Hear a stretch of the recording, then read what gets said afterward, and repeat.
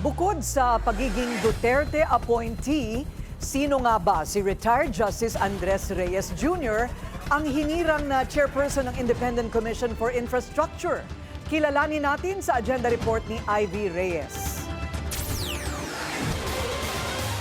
Mula sa pamilya ng mga huwes, 1987 nagmulang maging judge si Andres Reyes Jr. at kalaunay nanilbihan din sa Court of Appeals bago umakyat sa Supreme Court. Justice Andy Reyes will be the chairperson of the ICI. He was a presiding judge of the Court of Appeals before.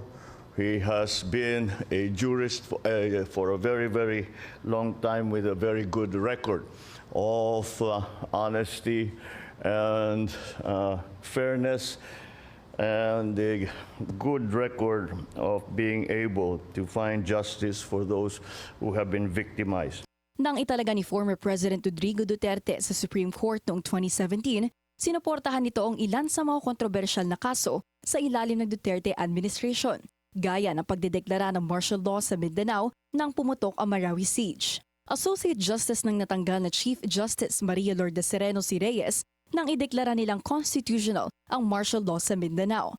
Matatanda ang tutol sa desisyong ito ang ASEAN Parliamentarian for Human Rights and Amnesty International dahil threat umano sa mga sibilyan ang pagsasailalim sa Marawi under military rule. Bukod dito, nag-concur din si Reyes sa desisyon ng korte na i-dismiss ang certiorari petition ni dating senador at ML Party List Representative Laila de Lima sa ngayon dismissed cases nito tukol sa umano'y drug operation sa loob ng Dubilibid Prison.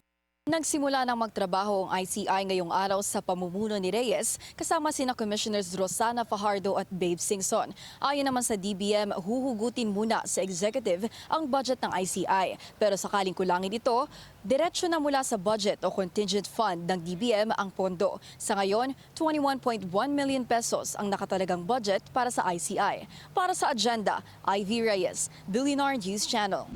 Manatiling nakatutok sa Bilyonaryo News Channel. Sumubaybay sa aming social media accounts at mag-subscribe sa aming YouTube channel para sa mga bago at eksklusibong balita.